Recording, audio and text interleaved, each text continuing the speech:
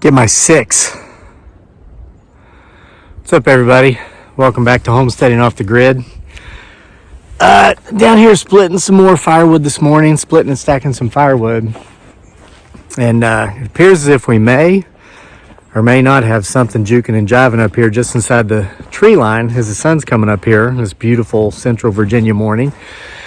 So instead of setting the camera up and trying to capture him, her, it, or they from afar, we're going to walk up here and enter the wood line and see if maybe we can get a little bit closer to them and sit down and have a chat, see if we can lure them into sneaking up on us as we've had success with in the past. Now, yeah, the beard's doing pretty good. 3-star General Jim Stump is referring to it as my Hemingway. That's very complimentary. Hemingway's one of my favorite writers. I love his simplicity. Lifestyle between him and myself is very similar, except, his Cuba was my Philippines. And then we both, he made the best out of coming back and trying to make it. Didn't work out quite so well in his favor. It's working out for us, but the time will come when we're back and forth. Once our little offspring is of age and fully educated. And by the way, I want to give a shout out to Brittany Loves the Outdoors son, who just turned 9. Caleb, I think the name is. Just walked into a tree. Shows I'm not very good at walking backwards. Sorry if I got the name wrong, Brittany, because I know you asked for that request there a few days ago. And I was just thinking of that because it's actually our little offspring's birthday. He's achieved the ripe old age of 11, and can't believe he's more than halfway grown, and time just flies by. All right, so I don't have a tripod here. I'm going to have to hold the phone. That's fine, though. I'll be able to move it around. So that kind of has to do with what I plan on talking about today anyway. Time, life, family, those who matter, those that don't. And the reason is this. I have someone that I'm very close with. And this person, it's a woman, I'll say she, I'll use that pronoun. And she's very successful. She's got out of college in 4 years with a 4.0 GPA. I mean, you can't do any better than that. Went to law school for a while, decided not to pursue that at the time, though she's considering going back now. She's very successful. She's got a beautiful family. And she just recently moved into a new house that she completely redid herself, and her husband helped, and her husband's family. And she just got a new job with more money, considerable amount of more money, and everybody in her family's healthy. And so we were chatting just this morning, texting, and she says, everything's great. I've moved into my new house that I built with my own hands for the most part. Got my new job that pays my bills and gives me enough money every month to have a cushion. And now I'm just sitting here waiting for the other shoe to drop. I mean, that's in essence what she said. She said, I'm just, when is the anxiety going to leave? Because, this seems too good to be true. Most of the time when that's the case, it isn't. Well, actually, most of the time it is. It's about our perception and how we view things. I happen to understand quite a bit about this lady. I know that she was raised in a household where one parent had borderline personality disorder and never got any sort of treatment for it. And this girl that I'm talking about, she's 40, I say girl, she was not the perfect child. She was one of the ones that were the not perfect children, so she was kind of cast aside. And that leaves inside anybody who is brought up in that environment a feeling of worthlessness. A feeling of being unworthy, a feeling of, I'm not allowed to have good things happen to me in life. I'm not allowed to have the good things in life. I'm not allowed to have that big house. I'm not allowed to have that nice job that pays good money, then gives me enough afterwards to, have some fun with if I want. And I don't deserve to just not have problems. There should be some problem in my life right now that I should be addressing that should be consuming me. Well, that might have been her base set up for her by a parent with borderline personality disorder who never got treatment. But that's not her reality. Sometimes she might not be able to see that, and all of us can relate to this. We all know what it's like to think, gosh, life's going really good. Why am I worried about this? This happened 20 years ago. Or why am I worried about that? If this even does happen, that's not until 6 months into the future. Guys, I've talked about this before, and I'm going to talk about it briefly here again this morning, because this is how I would answer that question that my lady friend asked when she said, this anxiety now, how long is this going to last? The anxiety. Because everything's good. Not because anything's bad, but because everything's good. So now I've got this anxiety waiting for the other shoe to drop. How long is it going to last? Well, the answer is as long as you want it to. As long as you allow it to. It's going to last until you make the choice to make it cease to exist. That feeling of anxiety. And you're like, wow, genius, easily enough said, but how do you actually do that? Guys, I'm almost 50, and I don't have the answer exactly, but I will tell you this is something I've been working on through much of my adult life, coming from a very similar background as the lady I'm talking about in this video. My base level is always set up to here. Okay, impending doom, something terrible is going to happen. I don't deserve to have nice things. I don't deserve to have a nice family. I don't deserve to have success in whatever business I pursue because I'm worthless. Well, that's not true. We've been lied to. The way we make that anxiety leave, the way we bring our base down back to normal, like people who are given unconditional love and who are, not mentally tortured by mentally ill parents, their baseline is a pretty even keel. Okay, it's a beautiful morning. The sun's just come up over the horizon there. Look at that. See that? Right there by my house. Sitting in the woods. I've had my coffee. I haven't eaten yet because I'm going to split some wood before I go in for breakfast. My beautiful Brad Dearly, a.k.a. Giggly Girl, is cooking it right now. My son's up. He's off to school. He's healthy.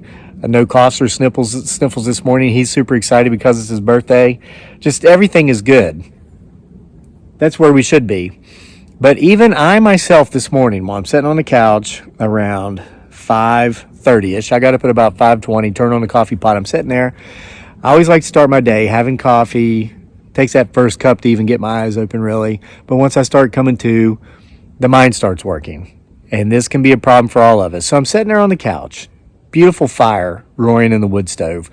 It was below freezing again earlier this morning, but our house was warm to the point of maybe being too hot. All with well-seasoned red oak firewood. We don't even have any heaters on in our house. Firewood's keeping it warm, and I'm sitting there, and I catch myself worrying about taxes because it's January. Getting all that stuff together, got to turn it into the CPA, and I'm thinking about, well, how much I paid in 2021 as far, because I'm not an employee. I don't get a W-2. I get a bunch of 1099s from a bunch of different places, and got to put them all together, plus other stuff, deductions, what can I claim, whatever. I'm not going to get into the details, but I'm sitting there thinking about this, and I'm thinking, okay, well, I paid this much with estimated quarterly payments throughout 2021, so I'm probably going to have this much left. They're giving me till this date. Well, I'm pretty sure I can get it. I know I can get it paid before the deadline. But then I caught myself. I thought, wait a minute, this is what you spent your life trying to get out of. You're sitting here on a comfortable couch with a hot cup of coffee in your hand with a beautiful fire raging in the wood stove on a cold winter's morn. Your wife and kid are in there asleep. They're perfectly healthy and happy and warm. And I said to myself, just stop and focus on the now, the here and the now. Because in this moment, all is well. And so I was then able to focus on that delicious, I think. I still haven't got my senses of smell and taste back from having COVID last month. But I'm sure it tasted good. I'm sure it smelled good. And it was certainly hot. And the fire was beautiful. I just focused on the fire until I finished my coffee. Now, what I did there seems simple, but that's taken me years to get to that point. And this is the information I would share with this lady that texted me this morning. When's this going to stop the anxiety? I'm going to plug a book right now, and it's not mine, and it's one I've plugged before on this channel many times. It's called The Power of Now by Eckhart Tolle, is how I believe you pronounce his name. He's Canadian. He's like a spiritualist, mentor, life coach type guy. Somebody recommended this book to me a few years ago, and I got it and I read it because I actually valued this person's advice. There's somebody that's older that I consider wise, not because they're older, been in the same place doing the same thing forever, but because they're worldly, they've got multiple experiences, they've done a lot. So they're wise because of they've garnered their wisdom through experience and action, not textbooks and multiple degrees. And nothing against that, but I'm telling you, out there in life is where life is lived, and that's where life's lessons are learned, out there in life, okay? So I read this book, and it kind of confirmed a lot of what I've already believed and what I've already been practicing. Stuff I've picked up here and there, multiple groups, various places around the world. But it really gets at the importance of staying in the now. Tolly, he talks about what this woman was spending time with, and that is the pain body. We create in ourselves what Tolly refers to as the pain body. The pain body is basically the thinker, the mind in our head. Well, no, this is a different entity. The pain body is the pain that we can feel if we focus on maybe some of the not so good things that have happened to us in the past and some of the not so pleasant things we fear might happen to us in the future. When the thinker up here, the mind, which can be a great enemy, it can be a great benefit for us, or it can be our worst enemies. When the mind starts spending too much time in the past, perhaps thinking about that mother that rejected us, or thinking about other people in our lives that are no longer in our lives that we wish were, folks who are estranged, loved ones, or that nasty boss that set us up at work to make it look like it was our fault the project didn't get completed, so we were the ones that took the blame and eventually maybe got asked to leave the company. You can think of any negative experience you've had and dwell on that, and it doesn't matter if it's 20 years ago or 20 days ago, you're going to feel like crap no matter how good your life is. You can be sitting there on your couch with your hot cup of coffee in front of your blazing fire, worrying about the time maybe 5 years ago when you didn't have the money to pay the taxes on time, and that really was a pain in your side for many years after that as you were playing catch up, making payments, being harassed by the IRS, who they were just doing their job, maybe getting behind on other bills. If you dwell on that, of course you're going to feel bad because you're entering the pain body. You're thinking, your mind, your thinker is entering the pain body. What you've got to do is once you see that you're going there, stop. Say, hey, wait a minute. And become what Tolly also refers to as the knower, okay? You hear about forgive and forget. It's good to forgive, but we can't really forget, or we're setting ourselves up for future hurt. Let's say you've dealt with a narcopath, like I've dealt with a couple around here. Let's say that you decide to just one day say, that was years ago. We haven't had any contact. I'm going to go over there and extend the olive leaf. Problem with that is you open that door back for that narcopath to come in and start abusing you again. If they haven't gotten help. Now, if they're the ones who go out and they finally get therapy and they get treatment, and they come to you and they say, look, I'm not that same person. I wish we could start off on a different foot. That's fine.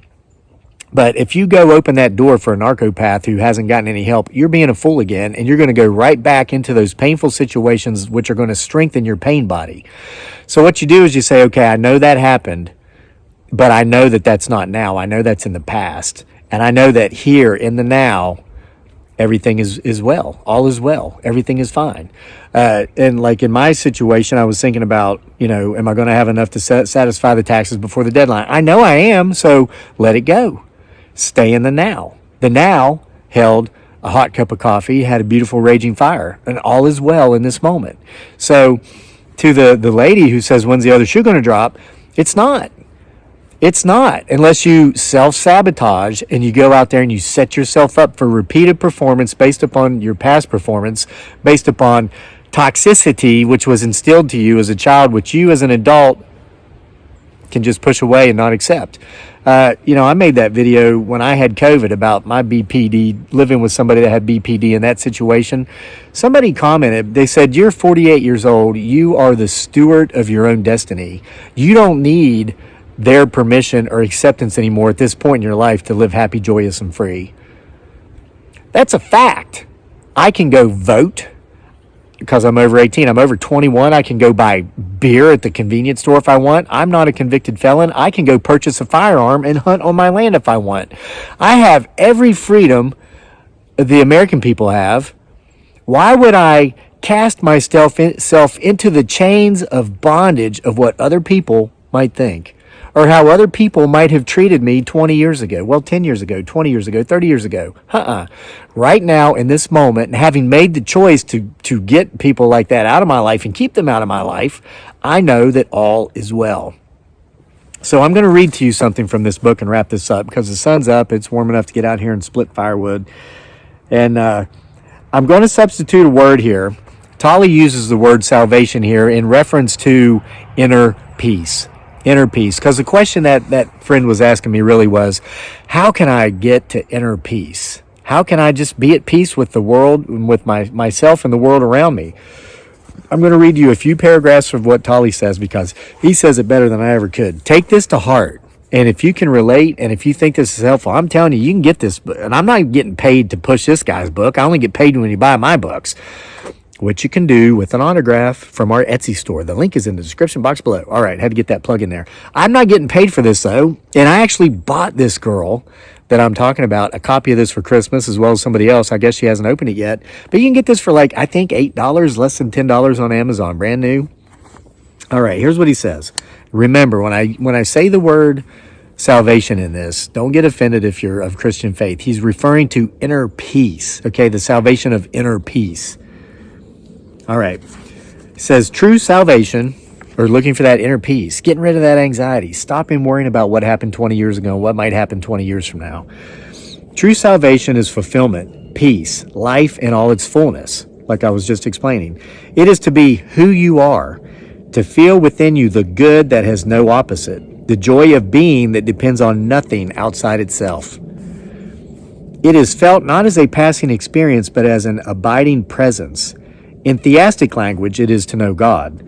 Not as something outside you, but as your own innermost essence, as energy, knowing that we're just, and this is my words here, knowing that we're part of the great cosmos, if infinitesimally, however you say that word, small, but as important as the rest of the energy. We're energy, and we're all required to make the world go round, make the universe go round. Okay? True salvation is to know yourself as an inseparable part of the timeless and formless one life from which all that exists derives its being. It's a fancier way of saying what I just said. True salvation is a state of freedom from fear, from suffering, from a perceived state of lack and insufficiency, and therefore from all wanting, needing, grasping, and clinging.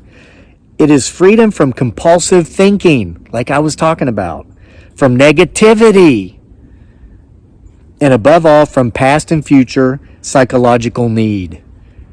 Your mind is telling you that you cannot get there from here. Something needs to happen. And I'm going to paraphrase from this. How often do you say, well, gosh, if I just made this much money, everything would be okay because taxes would never be a problem, or the bills would never be a problem, or no. It does. You can't get there for going out into the future, waiting for something else to happen. What you need to realize is that now everything in this moment is well.